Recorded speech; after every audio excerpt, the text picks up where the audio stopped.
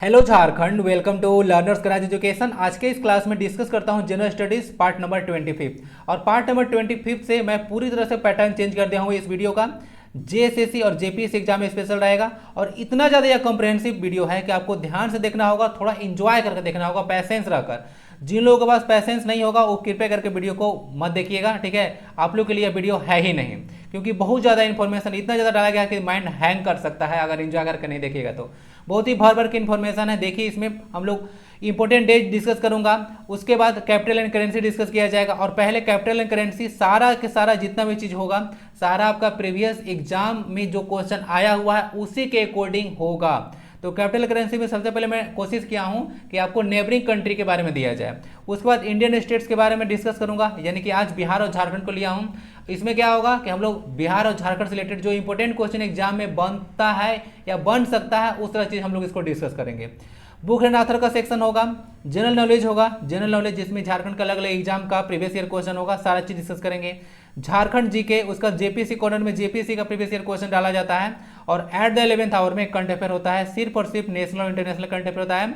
झारखंड का current affair जो है से आपको अलग प्रोवाइड कराया जाता है, और जो टेलीग्राम चैनल है उस पर आपको प्रोवाइड कराया जाता है झारखंड का करंट अफेयर, तो वहाँ पे ज्वाइन कीजिएगा। बाकी डिटेल करंट अफेयर भी मिलता है। और कंप्यूटर और जनरल साइंस का जो वीडियो है वह सेपरेट रहेगा। कुछ क्वेश्चन इसमें भी देखने को मिल जाएगा, बट वह वीडियो सेपरेट ही आएगा। तो इतना ज़्यादा कॉम्प्रहेंसिव तरीके से इसका डिस्कस करने वाला हूँ, तो इसके बाद आपको कहीं पर जाना नहीं पड़ेगा। तो आइए स्टार्ट करते हैं पार्ट नंबर 25, और वीडियो को फीडबैक जरूर दीजिएगा कि कैसा लगा। पहला स्लाइड में देखिए, सबसे पहले तो हम लोग 68 नेशनल वाइल्ड लाइफ वीक मना रहे हैं 2022 में। तो जो नेशनल वाइल्ड लाइफ वीक होता है 2 अक्टूबर से 8 अक्टूबर तक मनाया जाता है। 1957 से इसको मनाना आप लोग शुरू किए थे। जो थीम है वर्ल्ड वाइल्ड लाइफ डे का, ध्यान दीजिएगा, वर्ल्ड वाइल्ड लाइफ डे का यह थीम आपको बताया हूँ, नेशनल का नहीं। रिकवरिंग की स्पेसीज फॉर इकोसिस्टम रिस्टोरेशन, तो यह इसका थीम है। और टेंशन मत लीजिएगा, हिंदी और इंग्लिश दोनों में है से यह वीडियो है, दोनों में है, दोनों लैंग्वेज में है। बट ये सब जो चीज़ें हैं ना वह हिंदी में डालना थोड़ा मुश्किल है, स्लाइड भर जाएगा। तो इंग्लिश में इसको मैनेज कीजिए, उतना टफ नहीं होता है इंग्लिश। ट्राई कीजिए अंडरस्टैंड करने का, सब समझ में आ जाएगा। उसके बाद देखते हैं कि अगर इंडिया के पास, देखिए, इंडिया है 7 to 8% world flora and fauna. Flora मतलब होता है फूल पत्ती, यानी पेड़ पौधों को फ्लोरा बोला जाता है, और जीव जंतुओं को फाउना बोला जाता है। तो पूरा वर्ल्ड का 7 से 8% जो है से फ्लोरा और फाउना इंडिया के पास है। हमारे पास लैंड कितना है, तो लैंड जो है से 2.4% है। पॉपुलेशन लगभग 17.8%, यानी कि 18% के आसपास पॉपुलेशन है, और हम लोग 5th लार्जेस्ट इकोनॉमी है वर्ल्ड में, ठीक है। तो ये सब कुछ ध्यान रख सकते हैं इंडिया के बारे में। उसका जब नेशनल वाइल्ड लाइफ वीक के बारे में डिस्कस कर रहा था तो मैं सोच रहा था क्यों ना कुछ ऐसा चीज डिस्कस किया जाए जो एग्जाम में बार बार आता है। तो सबसे पहले यह देखिएगा, वन महोत्सव के बारे में डिस्कस कर दिया, जो कि फर्स्ट वीक ऑफ जुलाई मनाया जाता है, यानी कि 1 जुलाई से लेकर 7 जुलाई तक सेलिब्रेट किया जाता है वन महोत्सव। और शुरुआत 1950 में के मुंशी की तरह, वह उस समय कृषि मंत्री थे, यानी कि बोल सकते हैं एग्रीकल्चर मिनिस्टर थे। तो उस समय जो है से वन महोत्सव को शुरू किया गया था के मुंशी के टाइम में। एग्रीकल्चर स्टेट लिस्ट का सब्जेक्ट है, ध्यान रखिएगा। पीकॉक जो है डिक्लेयर किया गया था नेशनल बर्ड, वो 1963 में किया गया था। पाओ क्रिस्टिटस इसका साइंटिफिक नेम होता है। प्रोजेक्ट हांगुल को 1970 में स्टार्ट किया गया था। और जो national wild life protection act आया था 1972 का, इसको भूलिएगा मत, ये बहुत ज़्यादा क्वेश्चन इंपॉर्टेंट है, काफ़ी बार पूछा गया है। प्रोजेक्ट टाइगर तो आप लोग भूल नहीं सकते हैं, 1973 का है, तो ध्यान रखिएगा प्रोजेक्ट टाइगर ना। पैंथरा टाइग्रिस इसका साइंटिफिक नेम होता है। प्रोजेक्ट एलिफेंट देख लीजिएगा 1991 में आया था। और जो गंगा को जो डिक्लेयर किया गया था नेशनल रिवर 2008 में, और डॉल्फिन को डिक्लेयर किया गया था नेशनल एक्वेटिक एनिमल 2010 में। सारा डेटा को ध्यान रखिएगा। जो नेशनल वाइल्ड लाइफ वीक है 2 अक्टूबर से 8 अक्टूबर को मनाया जाता है। काफ़ी इंपॉर्टेंट क्वेश्चन बनेगा कि कब मनाते हैं या किस वीक में मनाते हैं। तो अक्टूबर में गांधी जयंती से स्टार्ट होता है, ध्यान रखिएगा। ओके, ये जो थीम है वो वर्ल्ड वाइल्ड लाइफ डे का है, ध्यान रखिएगा, कंफ्यूजन इसमें नहीं होना चाहिए, नेशनल का नहीं है, तो इसको याद रखिएगा। सारा डेटा को देख लीजिएगा, बहुत बार एग्जाम में रिपीट हुआ है। जो सेकेंड इंपॉर्टेंट डे आता है, जो कि आज 8 अक्टूबर है, वह 8 अक्टूबर आता है इंडियन एयरफोर्स डे। तो इंडियन एयरफोर्स डे काफ़ी इंपॉर्टेंट डे होता है, इसको ध्यान रखिएगा। ये जो इंडियन एयरफोर्स डे है प्रत्येक साल 8 अक्टूबर को मनाया जाता है। क्यों? क्योंकि 1932 में जो है से आप लोग स्थापना किए थे इंडियन एयरफोर्स का। तो इस वर्ष जो है से 90th इसका एनिवर्सरी आपको देखने को मिलेगा। ओके, तो ध्यान रखिएगा, 32 से जोड़ लीजिए, 2022 तक 90th इसका एनिवर्सरी हो जाएगा। मोटो क्या है? मोटो काफ़ी इंपॉर्टेंट होता है, touch the sky with glory. Touch the sky with glory जो है इसका मोटो होता है इंडियन एयरफोर्स का। ये जो है 11th चैप्टर लिया गया भागवत गीता से। ध्यान रखिएगा, मैं आपको पढ़ा रहा हूँ जेएसएससी और जेपीएससी दोनों को ध्यान में रखकर, तो कंप्लीट डिटेल में चलेगा, तो कोई भी इन्फॉर्मेशन को आप लोग को छोड़ना नहीं है। आगे आने वाला दिन में आप लोग जेपीसी का फॉर्म भरिएगा या हो सकता है एक अलग अलग एग्जाम का तैयारी करें, तो एक कॉम्प्रहेंसिव नॉलेज आपके पास होना चाहिए। तो इस वीडियो को काफ़ी ज़्यादा कॉम्प्रहेंसिव तरीके से देखा जाएगा, ठीक है, और डिस्कस किया जाएगा। जो लोग ऊपर ऊपर पढ़ने वाले हैं तो कृपया करके चले जाएं, उससे कोई फायदा नहीं है ऐसे पढ़ने का, ठीक है। तो थोड़ा सा पैसेंस रखें, ध्यान से देखिए, काफ़ी कुछ आज यहाँ से सीख कर जाने वाले हैं, जैसा कि फर्स्ट स्लाइड से पता चल गया होगा। और इतना ज़्यादा इन्फॉर्मेशन इसमें है, साथ ही साथ एक चीज़ और बताना मैं भूल गया, इतना ज़्यादा इन्फॉर्मेशन है कि बताना ही भूल जा रहा हूँ। आप लोग ना पेन पेपर लेके बैठिएगा, जो आप लोग अभी से लेके बैठ जाइए या पेन पेपर लेके बैठ जाइएगा, उसमें जो बीच में क्वेश्चन पूछूंगा उसको भी आप लोग तैयार करते चलिएगा, और हो सके तो कमेंट बॉक्स में बता दीजिएगा, ऐसे आपको भी याद रहेगा और एक बहुत ही अच्छा कॉम्प्रहेंसिव नोट्स तैयार हो जाएगा आपका, ठीक है। तो ये काम जरूर कीजिए, रिक्वेस्ट है आपसे, अगर सीरियस कैंडिडेट हैं तो, क्योंकि मैं सीरियसली इस वीडियो को काफ़ी मेहनत करके प्रोवाइड करा रहा हूँ, ठीक है। और हाँ, लाइक और शेयर भी जरूर हमको चाहिए, ठीक है, लाइक चाहिए इसको, वीडियो पर 100+ लाइक जाना चाहिए, काफ़ी इंपॉर्टेंट यह क्लास आज रहने वाला है, ओके। तो देख लीजिएगा, यहाँ से इसको मैं डिस्कस कर रहा हूँ कि touch the sky with glory, यही मोटो है। 11 चैप्टर्स लिया गया है भागवत गीता से, समझ सकते हैं कहाँ से इसको उठाया गया है, भागवत गीता का 11 चैप्टर से इसको उठाया गया है, इंपॉर्टेंट पॉइंट है। जो इंडियन एयरफोर्स के द्वारा जो पास्ट में ऑपरेशन कंडक्ट कराया गया है वह है ऑपरेशन विजय। ऑपरेशन विजय गोवा को मुक्ति कराने के लिए किया गया था, आपको आइडिया होगा 1961 में, पहले पुर्तगालियों को जो चंगुल में था, तो 19 दिसंबर को आप लोग गोवा मुक्ति दिवस ही मनाते हैं। देखिए इंपॉर्टेंट पॉइंट बन गया 29 दिसंबर, तो सबको नोट डाउन आपको कर लेना है, क्योंकि ये पीडीएफ में नहीं मिलेगा, ठीक है, पीडीएफ के लिए टेलीग्राम ज्वाइन करना है। लेकिन इस पॉइंट से आप लोग कंफ्यूज मत कीजिएगा, इंडियन आर्मी का, आर्मी मतलब पूरा जो इंडियन आर्मी है मिलकर जो है कारगिल वार के लिए भी एक ऑपरेशन विजय चलाया था, तो कंफ्यूजन आपको नहीं होना चाहिए। 26 जुलाई 1999 को यहाँ जीत हुआ था, तब जाकर 26 जुलाई को आप लोग विजय दिवस के रूप में मनाते हैं, तो इसको भी ऑपरेशन विजय के नाम से जाना जाता है। तो कंफ्यूजन दोनों में नहीं होना चाहिए, गोवा के लिए भी था और यहाँ पे कारगिल वार में भी ऑपरेशन विजय चलाया गया था, तो ध्यान रखिएगा। ऑपरेशन मेघदूत इंडियन एयरफोर्स का काफ़ी इंपॉर्टेंट है, सियाचिन ग्लेशियर को हम लोग ऑक्यूपाई करने के लिए किए थे 1984 में। उसके बाद ऑपरेशन कैक्टस था 1988 में, यह मालदीव में कूप ओवर था ना, वहाँ पे तख्ता पलट हो गया था, तो उसके लिए जो है से यह ऑपरेशन कैक्टस चलाया गया था। उसके बाद ऑपरेशन पूमलाई जो है से जाफना श्रीलंका वाले रीजन में चलाया गया था 1987 में, ओके। तो ये सारा इन्फॉर्मेशन याद रखिएगा, डायरेक्ट जो है से मैच करने के लिए आ जाता है कि ये ऑपरेशन कब चलाया गया, कहाँ पे क्या था, ओके। तो ध्यान रखिएगा। इंडियन एयरफोर्स का वर्तमान में चीफ आपको पता होना चाहिए, वह है आपको V R Chaudhari. Indian Navy जो चीफ है वह है आर हरि कुमार, और इंडियन आर्मी चीफ है मनोज पांडे। बाकी सब पूछे या नहीं न पूछे, जो सीडीएस का पोस्ट है वह काफ़ी इंपॉर्टेंट बन जाता है, क्योंकि अनिल चौहान जो है अभी इनका सेकेंड बार जो है से अपॉइंटमेंट हुआ है, सॉरी सेकेंड बार नहीं, यह ऐसे दूसरे पर्सन है जो सीडीएस बने हैं। फर्स्ट टाइम आपको पता होगा कि जो सीडीएस का पोस्ट क्रिएट किया गया था, बताया था आपको, याद होगा 24 दिसंबर 2019 को किया गया था, ठीक है। तो उस समय 1 जनवरी 2020 को, 24 दिसंबर के बाद 1 जनवरी 2020 को जो जनरल बिपिन रावत थे पहले सीडीएस बनाए गए थे, तो उनका जो है सबको पता होगा चौफर में उनका जो है शहीद हो गए थे। तो उसके बाद जो सेकंड सीडीएस बने हैं वो है अनिल चौहान। तो कुछ पूछे चाहे नहीं पूछे, क्वेश्चन बहुत ज़्यादा मतलब चांस है कि इसको पूछा जाएगा अलग एग्जाम में, ठीक है। तो ध्यान रखिएगा, सीडीएस का पोस्ट जो है से चीफ ऑफ डिफेंस स्टाफ होता है, ये अनिल चौहान जी हैं। तो सारा डेटा को देख लीजिएगा। अब जो नेक्स्ट हम लोग देखेंगे इंपोर्टेंट कंट्री एंड करेंसी, और इंपोर्टेंट कंट्री और करेंसी में सबसे पहले मैं कोशिश करूंगा कि जो इंडियन का जो नेबरिंग कंट्री है उसको पहले कवर किया जाए। तो आज 5 यहाँ पे कंट्री को ले लिया गया है, और साथ ही में जेसीसी का कुछ एग्जाम को देखिएगा तो वहाँ पे करेंसी कोड भी पूछा गया है कि करेंसी का कोड क्या है। जैसे श्रीलंका का लंकन रुपी होता है तो LKR, तो इसको पूछा जा चुका है, तो ऐसा ही करेंसी कोड भी मैं साइड में डाल दिया हूं। बस देखिए, रटना नहीं है आपको, कुछ रट के चलेगा तो याद नहीं होगा। जनरल स्टडीज का पोर्शन एक बहुत वास्ट पोर्शन होता है, उसको कवर करने के लिए इंजॉय करके आपको पढ़ना होगा, तभी कवर अप हो पाएगा, अदरवाइज नहीं होगा, ओके। तो ध्यान से देखिए, नेपाल सबसे पहले लेते हैं, उसका है काठमांडू, ठीक है, कैपिटल। करेंसी नेपालीज रुपी होता है, यहाँ पे NPR ऐसा करेंसी कोड हो गया। चाइना का कैपिटल है बीजिंग। रेनमिनबी यहाँ पे करेंसी चलता है। RNB लिखा जाता है। तो CNY क्यों है? क्योंकि यहाँ का चाइना का युआन भी जो है से इसका करेंसी हो जाता है ना, युआन और वुहान, ठीक है ना, कंफ्यूज मत कीजिएगा, यहाँ पे चाइनीज युआन है, ठीक है, देख लीजिएगा। वुहान चाइना जहाँ से कोरोना वायरस निकला था वो वाला है ना, वुहान, यह युआन है, दोनों में थोड़ा कन्फ्यूजन हो जाएगा, बीजिंग में देख लीजिएगा, ठीक है, इसको ध्यान रखिएगा। उसके बाद अफगानिस्तान का देख लीजिएगा, आपका कैपिटल काबुल हो गया, और अफगानी यहाँ पे करेंसी है AFN, इसका करेंसी कोड होता है। पाकिस्तान कैपिटल इस्लामाबाद हो गया, पाकिस्तानी रुपी जो है से PKR हो गया। भूटान का थिम्पू हो गया, और फिर नगुल्ट्रम इसका करेंसी है, BTN इसका करेंसी कोड हो गया।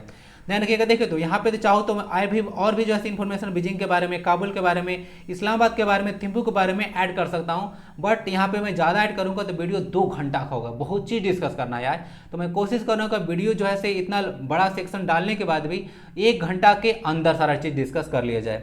भूटान में चीज़ याद रखिएगा, चुम्बे वैली है ना, जो कि काफ़ी ज़्यादा कुछ दिन पहले न्यूज में रहा था, चुम्बे वैली देख लीजिएगा। उसके बाद आज जो है बुक और ऑथर वाला का सेक्शन में आज नहीं डाला हूं क्योंकि बहुत सारा इन्फॉर्मेशन हो गया था और आज हमको लेआउट करने में काफ़ी समय लग गया, तो अब लेआउट नहीं करना पड़ेगा, लेआउट अब हो चुका है। तो अब जो है आराम से हम लोग यहाँ पे इस सब चीज़ को अब धीरे धीरे डिस्कस कर दूंगा। तो कल से बुक एंड ऑथर्स का भी क्वेश्चन डाला जाएगा। ऐसे बुक एंड ऑथर का क्वेश्चन जो है प्रैक्टिस क्वेश्चन जनरल नॉलेज वाला सेक्शन में है, उसमें कन्फ्यूजन नहीं होना चाहिए। तो सबसे पहले झारखंड के बारे में देखते हैं। तो झारखंड के बारे में सारा इन्फॉर्मेशन तो आपको पता होगा, मुझे बताने की आवश्यकता नहीं है। कैपिटल सिटी रांची हो गया, सिटी ऑफ वाटरफॉल के नाम से जाना जाता है। टोटल डिस्ट्रिक्ट 24 है और लेटेस्ट इसका रामगढ़ डिस्ट्रिक्ट है, 24वां जिला। अब ध्यान दीजिएगा, जो मैं अब लेक्चर लाने वाला हूँ उसमें एलए, उसके बाद आपको देखिए एलएस और आरएस का क्या मतलब होगा सब समझ लीजिएगा। एलए मतलब होता है आपका लेजिस्लेटिव असेंबली, एलएस मतलब होगा लोकसभा का सीट और आरएस मतलब होगा राज्यसभा का सीट। तो झारखंड में लेजिस्लेटिव असेंबली यानी कि विधानसभा की सीट 81 है, लोकसभा के 14 और राज्यसभा के 6 है। बेतला नेशनल पार्क एकमात्र नेशनल पार्क है आपको देखने को मिलेगा जो कि पलामू में है और इसको नेशनल पार्क का दर्जा 1986 में मिला था। स्टेट बर्ड आपका कुकू यानी कि कोयल है और स्टेट एनिमल आपका एशियन एलिफेंट देखने को मिलेगा, ठीक है, इसको ध्यान रखिएगा। मैक्सिमस एलिफस इसका साइंटिफिक नेम है, याद रखिएगा मैक्सिमस एलिफस, ठीक है। इसको देख लीजिए, शायद एलिफस मैक्सिमस है, थोड़ा उल्टा बोल रहा हूँ, एलिफस मैक्सिमस है ना, इसको देख लीजिएगा। उसके बाद जो टोटल मिनरल है झारखंड में 40% पूरा कंट्री का है, कोल का 27.3% रिजर्व है, आयरन ओर का 26% है, ओके, और यहाँ पे कॉपर का 18.5% रिजर्व अकेले जो है झारखंड में है। तो सबसे ज़्यादा मिनरल जो है झारखंड में ही पाया जाता है, okay. Only producer of prime coking coal, बोला जा रहा है कि झारखंड जो है प्राइम कोकिंग कोल का, उसके बाद पाइराइट का और यूरेनियम का, वो जो है सब मतलब एकमात्र प्रोड्यूसर इसको बोला जाता है। अब तो डेटा वो चेंज हो चुका है, मुझे अब इसको अपडेट करना पड़ेगा, बट फॉर द टाइमिंग अलग अलग बुक यही क्वेश्चन बना कर रखे हैं। पाइराइट का सबसे ज़्यादा उत्पादन जो होता है वह आपका ईस्ट सिंहभूम में होता है। ये स्टूडेंट का क्वेश्चन था, तो आंसर मिल गया। यूरेनियम भी आपको घाटशिला में देखने को मिलेगा, वो भी वेस्ट सिंहभूम डिस्ट्रिक्ट में ही देखने को मिलेगा, इसको ध्यान रखिएगा। जो लीडिंग प्रोड्यूसर है लाख का, ठीक है, ये जो झारखंड है उसमें 50% अकेले पूरा कंट्री का अकेले उत्पादन होता है झारखंड में ही। और फर्स्ट रिवर वैली प्रोजेक्ट था आपका दामोदर वैली कारपोरेशन जो कि 1948 में था। सीएम जो है झारखंड का वर्तमान में वह हेमंत सोरेन जो कि 5वें सीएम है, दूसरी बार इनका अपॉइंटमेंट हुआ है। झारखंड मुक्ति मोर्चा से ये बिलोंग करते हैं। गवर्नर अभी झारखंड में देखने को मिलेगा रमेश बैस, या जी हाँ 10वें गवर्नर है, 9वें गवर्नर द्रौपदी मुर्मू थी, ठीक है, ध्यान रखिएगा, काफी इंपोर्टेंट पर्सनालिटी है रमेश बैस 10th, ठीक है। बाकी झारखंड मुक्ति मोर्चा के स्थापना 1900 आपको देखने को मिलेगा 73 में ना, इसको देख लीजिएगा। तो समझिए इतना सारा इन्फॉर्मेशन डिस्कस कर दिया झारखंड के बारे में। अब बिहार के बारे में देखिएगा, कैपिटल इसका पटना है जो कि पुराने टाइम में इसको पाटलिपुत्रा कहा जाता था। टोटल डिस्ट्रिक्ट 38 है। स्टेट बर्ड इसका स्पेरो देखने को मिलेगा, स्पेरो जो है दिल्ली का भी आपको स्टेट बर्ड देखने को मिलेगा। और स्टेट एनिमल आपको गौर देखने को मिलेगा ना, भैंस जैसा एक जानवर देखने को मिलेगा, ओके। लोकसभा की इसमें लेजिस्लेटिव असेंबली है यानी कि विधानसभा की सीट 243 है। यहाँ पे लेजिस्लेटिव काउंसिल भी है, कन्फ्यूजन नहीं होना चाहिए, ठीक है, लेजिस्लेटिव काउंसिल भी है। भारत में कितने ऐसे स्टेट हैं जिनके पास अभी लेजिस्लेटिव काउंसिल है, बताइए जरा, देखते हैं। अब जो A4 साइज का सीट लेकर बैठे हैं उसमें नोट्स बनाइए जरा, ठीक, हो सके तो कौन चिपकाइए, ना अदरवाइज आपका अपना नोट्स होना चाहिए। झारखंड कितने स्टेट में लेजिस्लेटिव काउंसिल हैं बताइए जरा। इसमें आपको देखने को मिला लोकसभा के 40 सीटें हैं और राज्यसभा की 16 सीटें हैं, तो ध्यान रखिएगा, ये सारा इन्फॉर्मेशन हो गया। वाल्मीकि नेशनल पार्क एकमात्र नेशनल पार्क है इसका भी, जो कि वेस्ट चंपारण डिस्ट्रिक्ट में पड़ता है। उसके बाद जो फर्स्ट बुद्धिस्ट काउंसिल हुआ था वह राजगिरी में हुआ था, वो जो कि बिहार में पड़ेगा। सेकेंड बुद्धिस्ट काउंसिल हुआ था आपको वैशाली में 383 में, डेट देख लीजिएगा। उसके बाद थर्ड बुद्धिस्ट काउंसिल हुआ था पाटलिपुत्रा में 250 BC में। फाउंडर ऑफ नालंदा जो यूनिवर्सिटी थे वो आपको कुमार गुप्त देखने को मिलेंगे, और जो फाउंडर ऑफ विक्रमशिला यूनिवर्सिटी देखने को मिलेगा वह धर्मपाल थे, इसको ध्यान रखिएगा, ओके ना। और बाकी जो फर्स्ट जैन काउंसिल हुआ था वो भी पाटलिपुत्रा में ही हुआ था। सेकंड वल्लभी गुजरात में हुआ था। कब हुआ था, किसके काल में हुआ था, सारा आपके समझ क्वेश्चन है, ये सबको देख लीजिएगा, तैयार कीजिए। वर्तमान में जो सीएम है नीतीश कुमार, वह है जेडीयू से, देख लीजिएगा। और जो गवर्नर है उनका नाम है फागू चौहान। तो इतना इन्फॉर्मेशन हो गया झारखंड और बिहार से। जिस तरह से तो हम लोग हर एक क्लास में जब भी आएगा वीडियो, ठीक है, ऐसे तो कोशिश करूंगा डेली आ जाए, बस कभी कभी मिस हो जाए तो नहीं कर सकते हैं, बट जब भी आएगा तो इस तरह से इसको कॉम्प्रिहेंसिव डिस्कस करेंगे जो कि एग्जाम ओरिएंटेड होगा, फालतू चीज डिस्कस नहीं करूंगा। आप इसको मैप के थ्रू देख लीजिए। सबसे पहले तो झारखंड आता है, तो झारखंड यहाँ पे लोकेशन यहाँ पे देख लीजिए। ये जो 5 स्टेट के साथ अपना बॉर्डर को शेयर करता है। इधर देखिए बिहार है जो कि है, उसको उत्तर प्रदेश हो गया, उसके बाद यहाँ पे छत्तीसगढ़ देखने को मिल गया, फिर उड़ीसा और फिर वेस्ट बंगाल। तो 5 स्टेट ऐसे हैं जिसके साथ झारखंड अपना बॉर्डर शेयर करता है। इसको ध्यान रखिएगा, ठीक है। चलिए उसके बाद बिहार को यहाँ से देख लीजिए जाए, आप यहाँ पे झारखंड है तो यहाँ पे बिहार देखने को मिलेगा। बिहार किसके साथ करता है शेयर बॉर्डर, देखिए यहाँ से उत्तर प्रदेश देखने को मिला, उसके बाद झारखंड के साथ और फिर वेस्ट बंगाल, तो तीन ही जो है स्टेट के साथ करता है। उसके बाद नेपाल के साथ यहाँ पे बॉर्डर इसका शेयर किया जाता है, ध्यान रखिएगा। सिक्किम के साथ बॉर्डर शेयर नहीं करता है, सिक्किम के साथ वेस्ट बंगाल करता है, कन्फ्यूजन नहीं होना चाहिए। तो तीन ऐसे स्टेट हैं जो कि बिहार के साथ अपना बॉर्डर को शेयर करते हैं, झारखंड 5 करता है, तो ध्यान रखिएगा, लोकेशन आपको बता दिया। तो सारा चीज़ इसको कंप्लीट कर लीजिएगा। तो चलते हैं, पीडीएफ अगर दूंगा तो हो सकता है मैं आपको जितना स्टेट यहाँ टच कर रहा है मैं डाल दूँ, ठीक है। ऐसे मैप को खराब करना उचित नहीं रहेगा। तो देख लीजिएगा, बिहार को लैंड ऑफ मोनास्ट्रीज के नाम से जाना जाता है और झारखंड को द लैंड ऑफ जंगल्स, ठीक है, ध्यान रखिएगा। सेक्शन 2 जो कि जनरल नॉलेज का पोर्शन आता है, तो इसे हम लोग एमसीक्यू फॉर्मेट में जो है डिस्कस करेंगे। तो सेक्शन 1 वहाँ पे नहीं डाला जाएगा, सेक्शन 1 जो है वही सारा चीज़ रहेगा, जो इंपॉर्टेंट डेज आता है, बुक्स एंड ऑथर रहेगा, कैपिटल एंड करेंसीज रहेगा, ये सारा सेक्शन, या फिर इंपॉर्टेंट स्टेट्स रहेगा, इन्फॉर्मेशन, ये सारा सेक्शन 1 में कवर रहेगा, ठीक है। वीडियो ज़्यादा फास्ट नहीं हो रहा है, थोड़ा सा फास्ट रखेंगे क्योंकि बहुत सारा चीज़ डिस्कस करना है। और वीडियो अगर छोटा रहेगा तो सही होगा, आप लोग को ज़्यादा लगेगा कि हाँ ज़्यादा फास्ट है तो थोड़ा सा स्लो कर लीजिएगा 0.5, ठीक है। और यूट्यूब के पास ऑप्शन होगा, ठीक है, तो सेटिंग में जाकर देख लीजिएगा। What was the theme of world yoga day 2022, ये काफ़ी इंपॉर्टेंट क्वेश्चन है कि वर्ल्ड योगा डे 2022 का थीम क्या है। इसका आंसर होगा योगा फॉर ह्यूमैनिटी ना, ये 2022 का थीम है। जो yoga for piece and harmony है, यह 2015 का थीम था, आपको पता होगा। फर्स्ट टाइम जो है इंटरनेशनल योगा डे 21 जून को मनाया गया था, 21 जून 2015 को, तो उसी समय जो है थीम रखा गया था, तो ये इंपॉर्टेंट थीम बनेगा। बाकी झारखंड के पर्सपेक्टिव में अगर बात करें तो ये जो है फर्स्ट मतलब 21 जून 2019 में रांची में पहली बार जो है योगा का आयोजन किया गया था। तो मेन जो आयोजन होता है योगा का वह 21 जून 2019 को किया गया था, तो रांची में, तो ये इंपॉर्टेंट आपको लोग के लिए बनेगा। ओके, तो याद रखिएगा ये जो है इंटरनेशनल योगा डे का थीम योगा फॉर यूनिटी है, 21 जून को मनाया जाता है, आपको पता होना चाहिए क्योंकि यहाँ पे नॉर्दर्न हेमिस्फीयर में सबसे बड़ा दिन होता है 21 जून को ना। मैच कीजिए जरा, देखते हैं ग्लोबल जेंडर गैप रिपोर्ट और फिर वर्ल्ड इनोवेशन इंडेक्स, उसका ग्लोबल हंगर इंडेक्स है, या फिर ईज ऑफ डूइंग बिजनेस में भारत का रैंक क्या क्या है बताइए। देखिए, तो सबसे पहले आपको पता होना चाहिए कि जो ग्लोबल जेंडर गैप रिपोर्ट है वर्ल्ड इकोनॉमिक फोरम के द्वारा जो है प्रस्तुत किया जाता है। ये जो है इसमें आपको देखने को मिलेगा जो जेंडर गैप रिपोर्ट में हम लोग 135 स्थान पे हैं। उसके बाद वर्ल्ड इनोवेशन इंडेक्स अभी हाल ही में डिस्कस किया था आपको कि जो है ये 40वां स्थान पे हम लोग आ चुके हैं ना, इसको याद रखिएगा। 2000 हम लोग 21 में कहाँ पे थे, तो 46वां स्थान पे थे। 2014 में हम लोग बहुत आगे थे, 2014-15 में 81वां स्थान पे थे। तो हम लोग का स्थान जो है धीरे धीरे घट रहा है, यानी कि हम लोग ज़्यादा इनोवेटिव हो रहे हैं। तो ये सब जो इंडेक्स है काफ़ी इंपॉर्टेंट है, डायरेक्ट क्वेश्चन आपसे पूछे जाएंगे। ग्लोबल हंगर इंडेक्स में यह से इंडिया जो है 101वां स्थान पे है, और ईज ऑफ डूइंग बिजनेस में हम लोग 63वां स्थान पे हैं। Ease of doing business World Bank प्रस्तुत करती है, ध्यान रखिएगा, वर्ल्ड बैंक। और जो वर्ल्ड इनोवेशन इंडेक्स है वह वीपो यानी कि वर्ल्ड इंटेलेक्चुअल प्रॉपर्टी ऑर्गेनाइजेशन के द्वारा प्रस्तुत किया जाता है। सारा डेटा याद रखिएगा, ये सब आपसे कभी कभी पूछ देते हैं, ठीक है। चलिए तो देख लीजिए, यहाँ से मैच कर लीजिएगा सारा डेटा को, तो ऑप्शन नंबर आपका ए मिल जाएगा ना, 1 का बी, 2 का डी, 3 का ए और 4 का सी, तो इसको मैच कर लेना है अच्छे से। तो देख लीजिएगा, वो 101 रैंक दिया गया था हमारा, तो इसे हम लोग क्रिटिसाइज भी कर रहे थे कि आप लोग इस तरह से कैसे रैंक तैयार करते हैं। आखिर ये ध्यान रखिएगा, ग्लोबल जो हंगर इंडेक्स है 2021 का, वह जो है ना अक्टूबर में, हर साल अक्टूबर में इसको जो है से मतलब प्रस्तुत किया जाता है। तो अभी नया इंडेक्स आएगा तो उसको भी डिस्कस कर दूंगा, ठीक है, तो टेंशन मत लीजिए। बाकी अभी जो जितना डेटा है सारा 2022 का है, तो इसको देख लीजिएगा।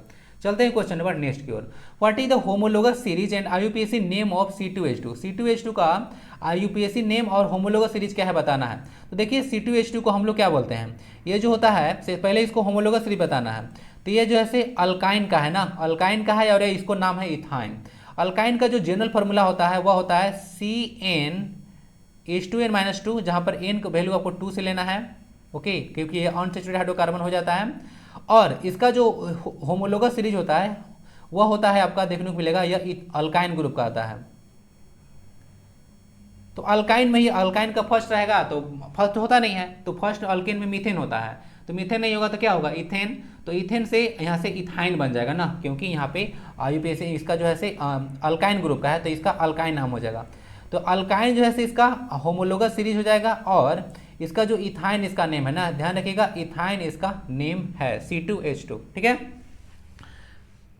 इसको एसिटिलीन गैस के नाम से भी आप लोग जानते हैं ना। फ्रूट को पकाते हैं, फ्रूट को पकाने के लिए जो इस गैस का यूज किया जाता है एसिटिलीन गैस ही होता है, तो यही एसिटिलीन गैस का भी यही फार्मूला होता है एसिटिलीन ना, इसको ध्यान रखिएगा। चलते हैं क्वेश्चन नंबर नेक्स्ट की ओर। तो ध्यान रखिएगा, यह सारा ये जो देखने को मिलेगा यह असंतुलित हाइड्रोकार्बन है ना। अ black body can absorb which radiation, बोला जा रहा है कि एक ब्लैक बॉडी होता है किस तरह के रेडिएशन को जो है एब्जॉर्ब कर सकता है, low wavelength only, medium wavelength only, high wavelength only या फिर ऑल वेवलेंथ। देखिए एक ब्लैक बॉडी जो होता है ऐसे किसी भी तरंग धैर्य का लाइट उस पर गिर जाए तो सबको जो है से एब्जॉर्ब कर लेता है। कहने के तात्पर्य होता है कोई चीज़ अगर ब्लैक आपको दिख रहा है तो ब्लैक इसलिए दिख रहा है क्योंकि किसी कलर के जो लाइट होता है उसको वह एब्जॉर्ब करने के पश्चात जो है इमिट ही नहीं कर रहा है। आपको कोई चीज़ व्हाइट दिख रहा है इसका मतलब है कि वो जो सरफेस है या कोई क्लॉथ है वो व्हाइट कलर को इमिट कर रहा है या रिफ्लेक्ट कर रहा है, इसीलिए वो उस कलर उसका ऐसा प्रतीत हो रहा है। अदरवाइज अगर कोई भी एक ऐसा बॉडी जो कि किसी कलर को रिफ्लेक्ट न करे वो ब्लैक दिखेगा and that's called black body. तो यह किसी भी वेवलेंथ को, किसी भी तरंगदैर्घ्य का प्रकाश होगा उसको जो है यह ब्लैक बॉडी एब्जॉर्ब कर लेगा। ओके, इथाइलिन रिएक्ट्स होना चाहिए, sorry, reacts with dilute basic potassium permanganate then what is formed. बोला जा रहा है कि जब इथाइलिन जो है रिएक्ट करेगा डाइल्यूट बेसिक पोटेशियम परमैंगनेट से तो क्या फॉर्म होगा। आइए रिएक्शन देख लेते हैं, उसके बाद पिछले लौट के आएंगे। ये देखने को मिल रहा है इथाइलिन यहाँ पे देखने को मिल रहा है, ये जो है पोटेशियम जो है परमैंगनेट के साथ रिएक्ट कर रहा है। आपसे क्वेश्चन पूछा गया था कि पोटेशियम परमैंगनेट में ऑक्सीजन का कितना एटम है, तो 4 बताया था ना। और पोटेशियम डाइक्रोमेट भैया देखिएगा K2Cr2O7 होता है, इसमें ऑक्सीजन का 7 एटम होता है, इसको ध्यान रखिएगा। तो यहाँ से जब रिएक्शन हुआ 298 और 303 केल्विन पर, तो यहाँ पे इथेन 1,2 डायोल बन गया ना, इथेन 1,2 डायोल बन गया। इसी को आप लोग इथाइलिन ग्लाइकोल के नाम से जानते हैं, तो इसको ध्यान रखिएगा। ओके, आंसर इसका सी हो गया, इसको ध्यान रखिएगा, इथाइलिन ग्लाइकोल। चलिए, इसको एंटीफ्रीज के रूप में यूज किया जाता है वाहन में, आपको पता होगा। तो सी इसका आंसर हो गया। तो देख लीजिएगा सारा चीज़, इथाइलिन का फॉर्मूला भी C2H4 होता है ना, ये इथाइलिन होता है, ठीक है। इथाइन जो भी बताया था उसमें लोगों को बड़ा कन्फ्यूजन रहता है।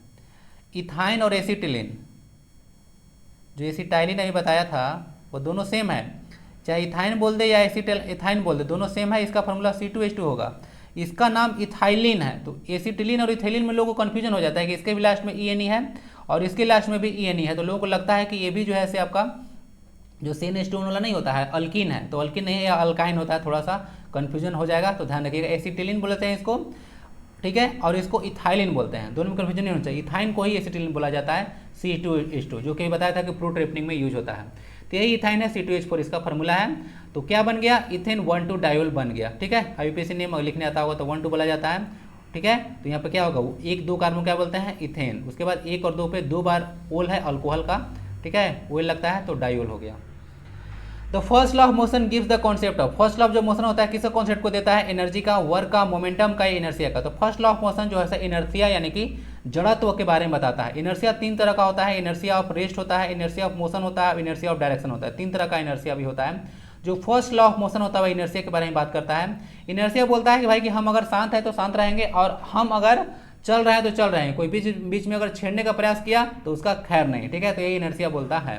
तो फर्स्ट लॉ ऑफ मोशन यही बोलता है, ठीक है, कि every object maintain its states of motion until और unless an external force is applied on it. जब कोई वस्तु है, हर एक वस्तु जो है अपना स्टेट ऑफ मोशन को मेंटेन करता है और जब तक कि कोई बाहरी बल उस पर न लगाया जाए। कहने का मतलब कोई बॉल रखा हुआ है तो जब तक कोई वहाँ से उठाएगा नहीं वहाँ से बॉल गायब कैसे हो जाएगा, ठीक है, गायब कैसे हो सकता है। तो जब तक अगर कहीं से फोर्स न लगाया जाए तो यह एज इट इज रहेगा, यानी कि बाहर से फोर्स जब तक नहीं लगेगा। एनर्जी, वर्क, ये सब देखने को मिलेगा, स्केलर क्वांटिटी है। मोमेंटम एक वेक्टर क्वांटिटी है ना, इसको ध्यान रखिएगा। मोमेंटम को P से डिनोट करते हैं, मास इंटू वेलोसिटी होता है, इसको देख लीजिएगा। Who made Allahabad his emergency capital in 1857, 1857 में इमरजेंसी कैपिटल जो है कौन बनाया था। आंसर इसका लॉर्ड कैनिंग था ना। यह भारत का अंतिम गवर्नर जनरल और प्रथम वायसराय थे 1857 में। 1857 की क्रांति जो था इन्हीं के काल में हुआ था, ध्यान आप लोग रख सकते हैं, ठीक है। बाकी आपको पता होगा लॉर्ड कॉर्नवालिस द्वारा लाया गया था, लॉर्ड कॉर्नवालिस परमानेंट सेटलमेंट लाया गया था, ठीक है। परमानेंट सेटलमेंट जो है लॉर्ड कॉर्नवालिस द्वारा लाया गया था। और यह जो था लॉर्ड वेलेस्ली के द्वारा सब्सिडरी अलायंस लाया गया था ना, सब्सिडरी जो अलायंस देखते हैं इनके द्वारा लाया गया था। और लॉर्ड विलियम बेंटिंग के बारे में तो बहुत इंपॉर्टेंट चीज़ है, क्योंकि सती प्रथा जो था आपको कानून बना था इन्हीं के काल में था, राजा राम मोहन राय के टाइम में ना। तो इसको देख लीजिएगा, आंसर लॉर्ड कैनिंग हो गया। ध्यान रखिएगा, भारत के अंतिम गवर्नर जनरल और पहले वायसराय थे, 1857 की क्रांति इन्हीं के काल में हुआ था। तो यही जो है इलाहाबाद को जो है आपातकालीन राजधानी बनाए थे, ठीक है। चलिए, 10 मई को स्टार्ट हुआ था 1857 की क्रांति, ठीक है, पता होगा आपको मेरठ से। आप बताइए क्वेश्चन है कि समाप्त किस दिन हुआ था, अभी हाल ही में डिस्कस किया हूँ, ठीक है, किस दिन समाप्त हुआ था। चल मैं बता देता हूँ, लोग तो बताने वाले हैं नहीं। 20 जून 1858 को यह समाप्त हुआ था। उसमें क्या हुआ था ना कि 1958 में लिख दिया था, थोड़ा हो जाता है कभी कभी, तो पीडीएफ में सही प्रोवाइड करा दिया था। 20 जून 1858 को यह क्रांति समाप्त हुआ था, तो समझ सकते हैं फर्स्ट वार ऑफ इंडिपेंडेंस कहा गया था वीडी सावरकर के द्वारा ना। द इंडियन इकोनॉमी इज, ये क्वेश्चन पता नहीं कितनी बार कुछ पूछा गया है अलग अलग एग्जाम में कि भारत की अर्थव्यवस्था कैसी है। तो ये जो होता है मिक्स्ड इकोनॉमी होता है। आखिर मिक्स्ड इकोनॉमी होता क्या है, यहाँ पे देखिए जो लिबरलिज्म होता है ना और सोशल इकोनॉमी, वो दोनों का कॉम्बिनेशन मिक्स्ड इकोनॉमी होता है। यानी कि प्राइवेट जो होता है और पब्लिक दोनों मिलकर जब काम करते हैं वहाँ पे मिक्स्ड इकोनॉमी होता है। तो यहाँ पे गवर्नमेंट फॉर्म भी होता है और प्राइवेट फॉर्म, जो गवर्नमेंट यहाँ पे कंपनी है जो भारत में और जो प्राइवेट कंपनी है सब मिलजुल कर यहाँ पे काम करते हैं किसी इकोनॉमी में, तो उसको मिक्स्ड इकोनॉमी के नाम से जाना जाता है। ठीक है, हम लोग विश्व का 5वीं सबसे बड़ी अर्थव्यवस्था वाला देश है, इसको ध्यान रखिएगा। ओके, चलते हैं क्वेश्चन नंबर नेक्स्ट की ओर। Who is the writer of the book Gandhi and illustrated biography. Gandhi एक इलस्ट्रेटेड बायोग्राफी के लेखक कौन है, नाम इनका प्रमोद कपूर। तो याद रखिएगा गांधी एंड इलस्ट्रेटेड बायोग्राफी के लेखक प्रमोद कपूर जी हैं। ठीक है, वीडियो के बारे में आप जरूर फीडबैक दीजिएगा ना कैसा लगा, ठीक है, या और कुछ इंप्रूवमेंट किया जा सकता है। तो आज मैं कोशिश कर रहा हूँ वीडियो को उतना डिटेल में डिस्कस नहीं करने का, नहीं तो पता चलता मैं यहाँ पे 10-15 क्वेश्चन में डाल दूंगा, ठीक है, तो बहुत ज़्यादा हैंग कर जाएगा चीज़। ओके, तो थोड़ा थोड़ा करके प्रोवाइड कर रहा हूँ क्योंकि इन्फॉर्मेशन बहुत ज़्यादा आज हो गया है। उसका बाद Maithili language is mostly spoken in which region of India, ये भी क्वेश्चन आपको पूछा गया है। आई थिंक यह जेएसएससी कछपाल में क्वेश्चन पूछा गया है, डाल नहीं पाया हूँ। जेएसएससी कछपाल में क्वेश्चन पूछा गया है कि मैथिली लैंग्वेज जो है कहाँ पे बोला जाता है। मैं कितनी बार आपको बता चुका हूँ कि यह मिथिला बिहार वाले रीजन में बोला जाता है, इसको ध्यान रखिएगा। और इसके लिए संविधान में संशोधन हुआ था, 92nd कॉन्स्टिट्यूशन अमेंडमेंट हुआ था। ओके, कब हुआ था, 2003 में हुआ था। उसमें 4 लैंग्वेज को डाला गया था, आपको मैं बताया था कि जो था बोडो था, डोगरी था, मैथिली था और झारखंड का संथाली भी था। तो यही 4 लैंग्वेज को 2003 में ऐड किया गया था। टोटल 22 भाषा हो गया था 8वां शेड्यूल में। तो इस तरह से कनेक्ट करके याद रख सकते हैं। बिहार जैसे लीची का सबसे ज़्यादा प्रोड्यूसर यही है ना, लीची का सबसे ज़्यादा प्रोड्यूसर यही है। बाकी बिहार में पॉपुलेशन डेंसिटी सबसे ज़्यादा है और मोस्ट इलिटरेट स्टेट यही है ना, मोस्ट इलिटरेट स्टेट यही है, यानी कि सबसे ज़्यादा शिक्षित लोग बिहार में है। ठीक है, कहने के लिए है, बट सबसे ज़्यादा IAS बिहार से ही बनते हैं। समझ रहे हैं बात को। चलिए अब सेक्शन नंबर 3 आता है जिसका नाम है झारखंड जी का। आज 10 क्वेश्चन लिया हूँ, धीरे धीरे मैं बढ़ाऊंगा, आप लोग बताते जाइएगा। Which of the following tribes of Jharkhand tell their youth homes Gitiora. बोला जा रहा है कि झारखंड के किस जनजाति के लोग जो है युवा गृह को गतिओरा कहते हैं। तो यह आंसर हो जाएगा मुंडा लोग। तो मुंडा लोग जो है अपने आप को, जो अपने उनका जो युवा गृह होता है उसको गितिओरा के नाम से जानते हैं। ठीक है, चलिए ये क्वेश्चन है धुमकुड़िया जो होता है वो किसका युवा गृह होता है। धुमकुड़िया जो है किसका युवा गृह होता है, ये भी यूपीएससी में क्वेश्चन आ चुका है, तो इसको तैयार कीजिए अपना। ओके, और बताइए कि क्या होगा इसका आंसर। ठीक है, A4 साइज में सीट लिया है ना, जरूर ले लेना है। धुमकुड़िया के बारे में बताइए और यह किस जनजाति का है बताइए जरा, क्या होता है। ये भी एक युवा गृह है धुमकुड़िया, तो किस जनजाति का है बस ये बताइए। मुंडा इसका आंसर हो गया। बाकी आप लोग देखिएगा झारखंड में सबसे बड़ी जनजाति संथाल, उसके बाद उरांव आता है, फिर आता है मुंडा और उसके बाद हो आता है। तो मुंडा तीसरी सबसे बड़ी जनजाति पड़ेगा झारखंड में। ठीक है, और बिरसा मुंडा तो मुंडा जनजाति से ही बिलोंग करते थे, इनको ध्यान रखिएगा। ठीक है, चलिए आंसर इसका बी हो गया। आज ज़्यादा डिस्कस नहीं करेंगे। Tilaiya hydro power plant has been built over which river. जो तिलैया जो बनाया गया है हाइड्रो पावर प्लांट वह बराकर रिवर पे बनाया गया है ना, इसको ध्यान रखिएगा। यह 1953 में बनाया गया था, जो आप लोग देखे थे डीवीसी बताया था ना 1948 का दामोदर वैली प्रोजेक्ट, ये भारत का पहला रिवर वैली प्रोजेक्ट था। तो उसके तहत जो पहला डैम बनाया गया था हाइड्रो पावर प्लांट के लिए, तो वह बनाया गया था बराकर रिवर पे ही, तिलैया था। या कोडरमा में देखने को मिलेगा ना, कोडरमा झुमरी तिलैया तो काफ़ी फेमस है। ठीक है, एक बार वेद भारती पे काफ़ी फेमस हुआ था बराकर। ठीक है, कोनार भी दामोदर रिवर का ही ट्रिब्यूटरी आपको देखने को मिलेगा।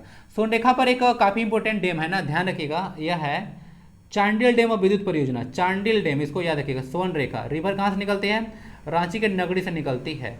अब दामोदर रिवर निकलते ही आपको देखने को मिलेगा छोटा नागपुर ना, ये प्लेटिव पलामू से निकलती है। दामोदर के बारे में याद रखिएगा। झारखंड की सबसे प्रदूषित नदी है, इसको ध्यान रखें। How many total cities are there in Jharkhand at present. वर्तमान में झारखंड में कितने शहर हैं, तो 152 शहर झारखंड में है, आपको देखने को मिलेगा।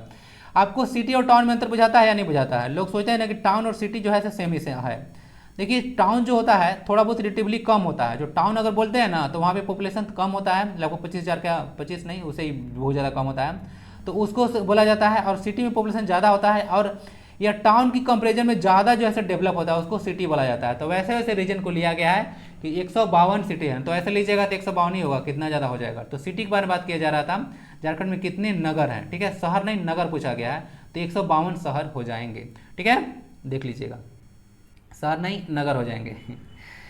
The animals of Himalayan region are also found in the region of, बोला जा रहा है कि हिमालय क्षेत्र के जो पशु हैं उनमें से कहाँ पे और पाए जाते हैं, पारसनाथ हिल में, पुरहाट हिल में, राजमहल हिल में, या फिर none of this.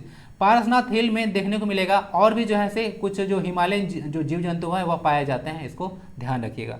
Okay, Porahat एक काफ़ी इंपॉर्टेंट प्लेस है ना, देख लीजिएगा पुरहाट के, आपको याद है, कुछ याद आ रहा है, कर पा रहे हैं, जो स्वतंत्रता की लड़ाई हुआ था 1857 में, तो उस समय उसको लीड कौन किए थे झारखंड में, उनका नाम था राजा अर्जुन सिंह, याद आ रहा है, राजा अर्जुन सिंह। तो राजा अर्जुन सिंह यही पुरहाट के ही राजा थे, इसीलिए इंपॉर्टेंट बन जाता है। राजमहल जो हिल है वहाँ पे सौरिया पहाड़िया और आपको देखने को मिलेगा माल पहाड़िया, उसका निवास स्थान देखने को मिलेगा। और जो राजमहल हिल है उसका जुरासिक एज में इसका निर्माण हुआ था, इसको ध्यान रख सकते हैं, ठीक है। राजमहल साहिबगंज डिस्ट्रिक्ट में देखने को मिलेगा ना, जहाँ एकमात्र ऐसा डिस्ट्रिक्ट जहाँ से ऊपर गंगा रिवर गुजरती है। What is the source of the river Amanat, Amanat river कहाँ से निकलती है, त्रिकुट माउंटेन से, पारसनाथ माउंटेन से, फ्रॉम सिमलीपाल से, या फिर हजारीबाग प्लेट्यू से। देखिए जो अमानत रिवर है यह नॉर्थ कोयल का ट्रिब्यूटरी देखने को मिलेगा, नॉर्थ कोयल आप लोग रिवर देखने को मिलेगा। ओके, नॉर्थ कोयल प्रोजेक्ट भी है आपका, ठीक है, आपको याद है ना, मंडल डैम नॉर्थ कोयल पर ही है, तो मंडल डैम है नॉर्थ कोयल पे, तो इसी का ट्रिब्यूटरी देखने को मिलेगा अमानत रिवर। तो ये जो है हजारीबाग प्लेट्यू से निकलते हैं ना, इसको ध्यान रखिएगा, हजारीबाग प्लेट्यू से निकलती है। और आपको बाद में चतरा रीजन में जो लावालंग वाइल्ड लाइफ सेंचुरी है, लावालंग जो याद रखिएगा, लावालंग वाइल्ड लाइफ सेंचुरी है, उस रीजन में भी आपको देखने को मिलेगा यह रिवर ना, अमानत। त्रिकुट माउंटेन से एक बहुत ही इंपॉर्टेंट रिवर निकलती है, उसका नाम है त्रिकुटा, कहाँ पे है त्रिकुट, देवघर में ना, इसको ध्यान रखिएगा। म्यूराक्षी रिवर ना, इसको मोर रिवर के नाम से भी जाना जाता है, तो वह मोर रिवर यही त्रिकुट माउंटेन देवघर से निकलते हैं, याद रखिएगा। ऐसे त्रिकुट पहाड़ी जो है आपको देखने को मिलेगा, यहाँ तक तो देवघर में देखने को मिल गया। एक जो वैष्णो देवी देखे हैं जो जम्मू कश्मीर में है, वो भी ऐसे त्रिकुटा माउंटेन पे है ना। और आपका जो संसद भवन है दिल्ली का संसद भवन, वह रायसीना हिल पे है, रायसीना, रायसीना डायलॉग भी सुने होंगे आप लोग। तो हजारीबाग आंसर हो गया। सिमलीपाल या ना, सिमलीपाल ऐसा कुछ नहीं, सिमलीपाल तो मुझे लगता है झारखंड में है भी नहीं, या सिमलीपाल झारखंड में नहीं है ना, सिमलीपाल उड़ीसा में है। तो सिमलीपाल जो है से आपको लगता है टाइगर रिजर्व होगा, मध्य प्रदेश में देखने को मिलेगा, नहीं नहीं, सिमलीपाल उड़ीसा में है, सिमलीपाल उड़ीसा में है। तो सिमलीपाल अगर पूछेगा कहाँ पे है तो उड़ीसा में। एक सरिस्का टाइगर रिजर्व है, कन्फ्यूजन होता है, राजस्थान में ना, राजस्थान में आपको देखने को मिलेगा सरिस्का, ठीक है। और सिमलीपाल उड़ीसा में है, उड़ीसा में ही है या। What is the purpose of Java festival, Java festival तो मनाते होंगे, तो क्या इसका पर्पस है, देखिए इसका पर्पस होता है गुड फर्टिलिटी और बेटर हाउस होल्ड, यानी कि आपका जो फसल है वो अच्छा उसका पैदावार हो और आपका घर द्वार जो है, ठीक है, गृहस्थी अच्छा से चले, उसके लिए फेस्टिवल मनाया जाता है, जावा फेस्टिवल, ठीक है। रिचेज यानी कि धन वैभव के लिए, पावर्स के लिए, सब गुड हस्बैंड के लिए नहीं किया जाता है, सब इरेलीवेंट ऑप्शन है, ठीक है। अच्छा पति अब मिलना कहाँ है, ठीक है। गर्ल्स लोग ज़्यादा पति को लेकर जो है से पूजा पाठ नहीं करना है, अपना लाइफ बनाइए, ठीक है। आने वाला फ्यूचर में मैं चाहता हूँ कि हर एक वीमेन जो है, जो भी वीमेन है, आप लोग जितना भी लड़के लोग इसको वीडियो को देख रहे हो, या लोगों को, लड़कियों को भी शेयर कीजिए, और नहीं शेयर कर पाते हैं तो उनको बताइए कि अपने आप पर स्टैंड होना काफ़ी ज़्यादा जरूरी है। जो मेल पर्सन होता है उस पर डिपेंड रहना अब के समय में नहीं है, क्योंकि आने वाला फ्यूचर में कुछ भी हो सकता है, मेल आपका साथ दे या ना दे, तो उसके लिए मतलब आपके पैर पर जो है रहना बहुत ज़रूरी है, ठीक है। ये सब चीज़ से मैं काफ़ी ज़्यादा जूझ चुका हूँ, मेरा मैरिज नहीं हुआ है, बट ये सब चीज़ से काफ़ी ज़्यादा मैं जूझ चुका हूँ, तो मुझे पता है आप लोग को जो है से खुद एक जो है से सेल्फ डिपेंडेंट होना काफ़ी ज़्यादा जरूरी है। ये सब फालतू चीज़ में ना पड़ें और अपना फ्यूचर जरूर देखें, ठीक है। आप फ्यूचर डिसाइड जरूर कीजिए कि आपको जैसे क्या बनना है, और बाकी तो आप लोग समझते हैं, समझ आ रहा है। Jharkhand is the sole producer of, ये क्वेश्चन बार बार आता है कि झारखंड जो है सोल प्रोड्यूसर किसका है, यूरेनियम का, कोकिंग कोल का, पायराइट के, ऑल ऑफ द अबव का। आंसर इसका ऑल ऑफ द अबव हो गया। ये क्वेश्चन प्रीवियस ईयर क्वेश्चन है, इसीलिए बार बार यहाँ आता है ना, तो इसका उत्पादन होता है, ठीक है। पायराइट से बताया था कि जो ईस्ट टिब्बू में पड़ता है वो भी देखने को मिलेगा, उसका यूरेनियम भी ईस्ट टिब्बू में देखने को मिलेगा। जादूगोड़ा की खान काफ़ी ज़्यादा फेमस है यहाँ पे ना, यूरेनियम जो है जादूगोड़ा की खान में है। शायद मुझे याद आ रहा है कि जो भारत का पहला यूरेनियम खान खोजा गया था 1951 में था, लेकिन शायद प्रोडक्शन इसका 1967 के आसपास स्टार्ट हुआ था ना। एक बार डेटा अपडेट कर लूँगा, फिर से बहुत दिन हो गया, ओके, बट देख लीजिएगा। कुछ होगा तो पीडीएफ प्रोवाइड करा दिया जाएगा, नहीं तो कमेंट बॉक्स में चिपका दिया जाएगा। इतना डेटा याद रखने में मेरा भी माइंड थोड़ा हैक करता है, ओके, तो इसको आप लोग समझ सकते हैं। तो ऑल ऑफ द अबव इसका आंसर हो गया। Where is century stadium located in Jharkhand, Jharkhand में सेंचुरी स्टेडियम कहाँ पे है? ये आंसर इसका रांची में देखने को मिलेगा। जमशेदपुर में किनन स्टेडियम देखने को मिलेगा ना, इसको ध्यान रखिएगा। बाकी रांची में तो आपको देखने को मिलता है आपको बिरसा मुंडा एथलेटिक स्टेडियम भी ना, बिरसा मुंडा एथलेटिक स्टेडियम भी देखने को मिलता है आपको रांची में, जहां पर आपको पता होगा 34th नेशनल गेम हुआ था ना। झारखंड टोटल 96 ऐसे मेडल जीता था उसमें, याद रखिएगा, इसको भूलिएगा नहीं। चलिए, कितना गोल्ड था, कितना सिल्वर था, कितना ब्रॉन्ज था, ये क्वेश्चन तैयार करके रखिए। 34वां नेशनल गेम रांची में हुआ था, ध्यान रखिए, काफ़ी इंपॉर्टेंट ये क्वेश्चन बनेगा। 2011 में हुआ था, ठीक है। और इसको उस समय कौन उद्घाटन किए होंगे? 2011 में गवर्नर कौन थे? याद रखिए, गवर्नर MOH फारूक थे, MOH फारूक। अब देखिए, तो इस तरह से मैं आपको बोला हूँ कि A4 साइज शीट लेके बैठिएगा, क्योंकि सारा क्वेश्चन आपको कम तैयार करते चलना है, क्वेश्चन फालतू कुछ नहीं है, इंपॉर्टेंट है यार, ठीक है, इसको ध्यान रखिएगा। 2011 में गेम हुआ था 34th, तो रांची इसका आंसर हो गया। किनन स्टेडियम जमशेदपुर में देखने को मिलेगा। चलिए, how much percentage incentive is given by the state government under the मुख्यमंत्री जन वन योजना? मुख्यमंत्री जो जन वन योजना है उसके तहत जो है से जब शुरू किया गया था, तो कितना इंसेंटिव, यानी कि बोल सकते हैं सरकार कितना अनुदान देती है पेड़ वगैरह लगाने के लिए, ग्रीनरी को बढ़ाने के लिए जो है ऐसा योजना शुरू किया गया था। तो 50% इंसेंटिव सिर्फ और सिर्फ आपको सरकार देती है। तो मुख्यमंत्री जन वन योजना नवंबर 2015 में शुरू किया गया था। तो आपको पता होना चाहिए कि गवर्नर कौन होंगे? तो गवर्नर द्रौपदी मुर्मू जी होंगे, जो कि 9वीं गवर्नर थी, और सीएम होंगे रघुवर दास, जो कि फर्स्ट नॉन ट्राइबल सीएम थे झारखंड के, और पहला ही ऐसा जो है सीएम थे जो कि फुल टाइम अपना कवर किए थे। आज तक कोई ऐसा इंसान नहीं हुआ जो कि अपना फुल टाइम जो है टेन्योर कवर कर सके, ठीक है, या पूरा कर सके, कोई ऐसा सीएम नहीं हुआ था, तो पहले थे, इनको याद रखिएगा, ठीक है। चलिए, आंसर इसका सी हो गया, 50%। झूमर song is in Jharkhand is संग ऑन ओकेजन ऑफ, झूमर जैसे कब गाया जाता है? देखिए, फेस्टिवल कौन सा पे इसको गाया जाता है, ओकेजन का स्पेलिंग देख लीजिएगा, इंग्लिश में पूछते हैं कभी कभी।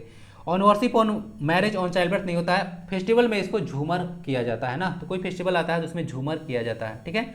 झूमर और घूमर से मत कंफ्यूज कीजिएगा ना, घूमर राजस्थान में आपको देखने को मिलता है, घूमर। अब सेक्शन 4 जो आता है वो है जेपीएससी कॉर्नर का, जिसमें हम लोग जेपीएससी के प्रीवियस ईयर क्वेश्चन लेंगे, ओके। शहीद निर्मल महतो पार्क, शहीद निर्मल महतो पार्क इंक्लूडेड इन झार पार्क प्रोग्राम, झार पार्क प्रोग्राम कब शुरू हुआ था ये बताइए, झार पार्क प्रोग्राम शुरू कब हुआ था ये बताइए। तो ये जो है आपको शहीद निर्मल महतो पार्क इंक्लूड किया गया है, तो वह कहाँ पे है? रांची में, ईसीबू में, हजारीबाग में, या फिर पलामू में? आंसर इसका सी हो जाएगा, हजारीबाग में देखने को मिलेगा जो है शहीद निर्मल महतो पार्क है। क्वेश्चन बताइए, बाकी अपना जो A4 साइज का सीट लेकर बैठे हैं, एक दिन में एक A4 साइज सीट लेना है एक क्लास का, उसको जितना इन्फॉर्मेशन दूंगा उससे भर देना है। देखिएगा कि आपका प्रिपरेशन कैसा हो जाएगा। बाकी PDF भी आपको मैं टेलीग्राम पर प्रोवाइड करा दूंगा, जिसको चाहिए होगा, ठीक है, आप लोग डाउनलोड कर लीजिएगा। आंसर इसका हजारीबाग हो गया, ठीक है, याद रखिएगा, वहीं से जहाँ से सोहराई कोबर पेंटिंग निकल कर आया है, ठीक है, हजारीबाग काफ़ी इंपॉर्टेंट एक जगह है। सूरजकुंड जलकुंड भी देखने को मिलेगा यहाँ पे, सूरजकुंड ना, टेम्परेचर 87.5 डिग्री सेल्सियस। फ़ारेनहाइट में कन्वर्ट करके बताइए जरा, देखते हैं कौन बताते हैं। F = 9/5C + 32 इसका फॉर्मूला होता है, कन्वर्ट कीजिए और बताइए कितना आता है। तैयार करके रखिए भाई, जेबीएससी में क्वेश्चन आ चुका है। Rajrappa is situated on the Confluence of which river, मैं कितनी बार डिस्कस कर चुका हूँ, दामोदर, भीरा, दामोदर, उसके बाद शेरबुकी, उसके बाद दामोदर बराकर, या फिर दामोदर कोनार। सही आंसर इसका दामोदर और भीरा हो जाएगा। लोकल में देखिए भेरा या भेड़ा भी इसको रिवर बोला जाता है ना। तो रजरप्पा जो है सबको देखने को मिला दामोदर और भेरा रिवर के किनारे है। रजरप्पा वाटरफॉल के भी बारे में बात करेगा तो भी बोलिएगा, R for Rajrappa, R for Ramgarh, ठीक है। 12 सितंबर 2007 को इसको एस्टेब्लिश किया गया था, रामगढ़ और खुट्टी दोनों डिस्ट्रिक्ट को, लेकिन रामगढ़ 24वां जिला था, ठीक है, 23वां जिला था खुट्टी। उसके देखिएगा, रामगढ़ को हजारीबाग से ही काट के बनाया गया था, कंफ्यूजन नहीं होना चाहिए, ओके। आंसर इसका ही हो गया। 19वां जिला झारखंड का कौन था? लातेहार, ठीक है, 2001 में बनाया गया था, 4/4/2001 को बनाया गया था लातेहार। बहुत ही कॉम्प्रिहेंसिव आपको दे रहा हूँ, ठीक ना, मटेरियल, ठीक है। अगर ध्यान से नहीं सुनिएगा तो हैंग कर जाएगा माइंड, बहुत ज़्यादा जा रहा है, ठीक है। Per capita forest and tree cover in Jharkhand, बोला जा रहा है कि पर कैपिटा जो ट्री और फॉरेस्ट कवर है झारखंड में एक आदमी के लिए कितना है? यह है 0.08 हेक्टेयर ना। इसको मैं जो बेस्ट ऑफ झारखंड जीके वो सब आता रहेगा, बेस्ट ऑफ झारखंड जी को बंद नहीं करूंगा, उसमें झारखंड जीके का सबसे बेस्ट प्रश्नों की श्रृंखला होगा, तो उसको मैं बंद नहीं करने वाला हूं, बाकी सारा चीज मिलता रहेगा। बस झारखंड जीके अब इसी वीडियो में डिस्कस करने वाला हूं, ठीक है, इसको ध्यान रखिएगा। देखिए, सिर्फ और सिर्फ झारखंड जीके पढ़ने से ना आप लोग का सिलेक्शन नहीं होने वाला है कि झारखंड जीके पढ़ने से हो जाएगा। 40 क्वेश्चन क्या वेटेज रखता है? वेटेज है, मान लेते हैं, बट यही तो सारा चीज नहीं है। 20 क्वेश्चन कंप्यूटर से भी है, 20 क्वेश्चन जनरल साइंस से भी है, अगर सीजीएल के बारे में बात करें तो उसका 30 क्वेश्चन जनरल स्टडीज का है। तो क्या 40, 30, 70 जो क्वेश्चन है क्या कुछ मैटर नहीं करता 40 के सामने कुछ तो वेटेज है ना इसका, तो इसका भी वेटेज है, तो सबको देख के चलना है। ओके, तो 0.0 हेक्टेयर है। बाकी मैं कुछ डेटा बताता हूँ, फिर से याद रख लीजिएगा, पहले बता चुका हूँ। 79716 किलोमीटर स्क्वायर जो इसका एरिया देखने को मिलेगा। अगर हेक्टेयर में पूछेंगे झारखंड का एरिया तो 79.70 हेक्टेयर है। झारखंड में 38 लाख हेक्टेयर जो है कुल कृषि योग्य भूमि है। झारखंड का भी एरिया देखिएगा पूरा कंट्री का 2.4% है। ओके, एरिया वाइज झारखंड जो है 15वां स्टेट है और पॉपुलेशन वाइज झारखंड जो है 14वां स्टेट है। इसका एरिया देखिएगा 2.72% है और एरिया तो बता ही देगा 2.4 के आसपास आता है। ठीक है, इसको देख लीजिएगा। सॉरी, एरिया जो है 2.42% है ना, पॉपुलेशन जो होता है हमारा 2.72% आता है, इसको ध्यान रखिएगा। ओके, एरिया वाइज हम लोग 15वां स्थान पे हैं, पॉपुलेशन वाइज 14वां स्थान पे। ये सब डेटा याद होना चाहिए, लेकिन एरिया हम लोग का 2.42% है और पॉपुलेशन 2.72% है। कन्फ्यूजन नहीं होना चाहिए, एक बार तो मैं भी कन्फ्यूज कर गया था इसको। ठीक है, चलिए, तो सारा चीज़ हो चुका है, देख लीजिएगा। यानी कि 0.8 हेक्टेयर जो है एक इंसान के लिए जगह पड़ता है, फॉरेस्ट और ट्री कवर एक इंसान का, इतना ही है झारखंड में। फिर है which district is largest producer of lac in Jharkhand. तो लाख का सबसे ज़्यादा प्रोडक्शन कौन करता है, तो ये आपका खूंटी डिस्ट्रिक्ट करता है ना, इसको ध्यान रखिएगा। ओके, खूंटी डिस्ट्रिक्ट में लाख का सबसे ज़्यादा प्रोडक्शन होता है, पूरा झारखंड का तो या 40 to 50% यहीं पे देखने को मिलेगा। खूंटी लेटेस्ट डिस्ट्रिक्ट है। ठीक है, बाकी रांची में जो है इंडियन इंस्टीट्यूट ऑफ आपको देखने को मिलेगा, Indian institute of gums and resin. इसको बाद में IIGR जो है इसका नाम कर दिया गया था 2007 में। पहले इसको भारतीय लाख अनुसंधान संस्थान बोला जाता था। 1924 में इसको स्थापना किया गया था, इसको ध्यान रखिएगा। भारतीय लाख अनुसंधान जो है स्थापना इसको किया गया था 1924 में।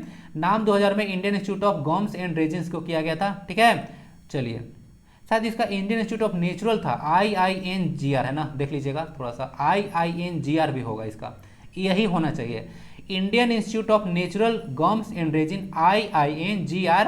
इसका नया नाम किया गया था 2007 में, इसको ध्यान रखिएगा। ये आपको रांची में देखने को मिलेगा। ठीक है, सेक्शन जो 5th है जो कि एट द 11th और हम लोग कुछ करंट अफेयर को डिस्कस करते हैं। आइए फटाफट आपको बताते हैं। करंट अफेयर को छोड़कर मत चलिए, करंट अफेयर क्वेश्चन 8 से 10 क्वेश्चन लगभग वेटेज रहता है, मेरा बात मानिए, छोड़ के मत जाए कीजिए सब चीज़। तेलंगाना का सीएम जो अभी देखने को मिलते हैं, जो के चंद्रशेखर राव हैं, वो अभी नया पार्टी लॉन्च कर दिए हैं जिसका नाम है भारत राष्ट्रीय समिति। पहले देखिए उसका नाम था तेलंगाना राष्ट्रीय समिति ना, तेलंगाना राष्ट्रीय समिति था, लेकिन जो है उसका नाम भारत जो है राष्ट्रीय समिति कर दिए हैं। बाकी जो आपको देखने को मिलता है और जो आंध्र प्रदेश में जो आपको सीएम देखने को मिलता है उनका YSR ना, YSR कांग्रेस पार्टी है, यानी कि YSRCP होता है उसको, जो आपको पार्टी देखने को मिलेगा आंध्र प्रदेश में, ध्यान रखिएगा।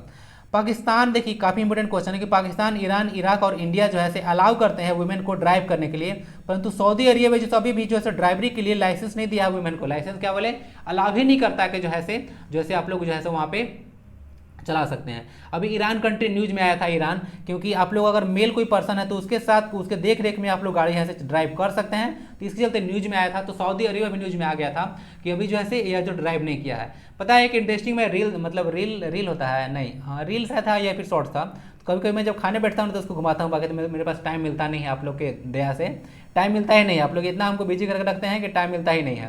तो कभी देख रहा था तो एक पर्सन जो रील जब देख रहा था शॉर्ट, तो उसमें एक पर्सन बोल रहा था कि हम लोगों ने महिलाओं को अधिकार दिया गाड़ी चलाने का, तो आज ज़्यादा से ज़्यादा जो एक्सीडेंट होता है उन्हीं लोग के चलते होता है, आप बताइए। तो आप इसके बारे में क्या कहेंगे? तो पता है वो कोई एक्टर सी थी, नाम मुझे याद नहीं आ रहा है, ठीक है, बॉलीवुड मूवी मैं देखना ही बंद कर चुका हूँ अब, तो याद आ रहा था, तो क्या बोल रही थी कि आप लोग जो है महिला को ड्राइवरिंग का जो अधिकार देने वाले होते कौन है, मतलब बड़ा जबरदस्त ही लगा था, तो उसका फिर मुंह ही बंद हो गया था। तो सही बात है यार, एक मेन और जो मेल होता है और फीमेल दोनों इस सोसाइटी में हमारे रह रहे हैं, तो आप लोग मेल को बोलते हैं कि सब काम करो, तो फीमेल को रिस्ट्रिक्ट क्यों करते हो आप लोग? ठीक है, फीमेल को आप लोग अधिकार देने वाले या न देने वाले कौन होते हैं? उन लोग को तो नेचुरल राइट है, जैसे आप लोग हैं वैसे उन लोग हैं, ठीक है, उन लोग बिना कुछ कर पाओगे क्या आप लोग? बताइए, तो कर लीजिएगा, तो बताइए कि हाँ सब कुछ कर लेंगे, पूरा विश्व समाप्त हो जाएगा, ठीक है, तो कुछ नहीं हो सकता है, तो समझ सकते हैं इस बात को। तो इन लोग को भी अधिकार दे देना चाहिए, बट अभी चलते रहता है ऐसा, ठीक है, पुरुष प्रधान जो देश होते हैं कुछ। एम्स से एक उद्घाटन किया गया है बिलासपुर हिमाचल प्रदेश में, छत्तीसगढ़ बिलासपुर नहीं है, यह जैसे हिमाचल प्रदेश में बिलासपुर है, वहाँ पे एम्स का उद्घाटन किया गया है मोदी जी के द्वारा 5 अक्टूबर को, ध्यान रखिएगा। WHO देखिए अभी इंडिया का एक कंपनी है जिसका नाम है मेडेन फार्मास्यूटिकल्स, तो इसका 4 जो दवाई है, ठीक है ना, 4 कफ एंड कोल्ड सिरप पर इसको जैसे ऑब्जेक्शन उठाया है कि ये जो ड्रग देखने को मिल रहा है या जो दवाई है कफ सिरप है वह किडनी रिलेटेड डिजीज को जैसे जैसे न्योता देता है, ठीक है, इसको ध्यान रखिएगा। यह हुआ था आपका कहानी गाम्बिया में, ठीक है, गाम्बिया में 66 चिल्ड्रेन जो है अफेक्ट हो गए थे इससे, तो उसके चलते यह न्यूज में आ गया था। तो मेडेन फार्मास्यूटिकल का नाम याद रखिएगा। जो कॉन्स्टिट्यूशन देखिएगा, एक कॉन्स्टिट्यूशनल ऑर्डर है 1950 का, वो अलाउ करता है कि केवल सिख, हिंदू और बुद्धिस्ट जो रिलीजन है उसको ही शेड्यूल्ड कास्ट का दर्जा मिलेगा, बाकी कोई जो कास्ट है उसको शेड्यूल्ड कास्ट का दर्जा नहीं मिलेगा। ध्यान रखिएगा, ये सब काफ़ी इंपॉर्टेंट एक ऑर्डर है।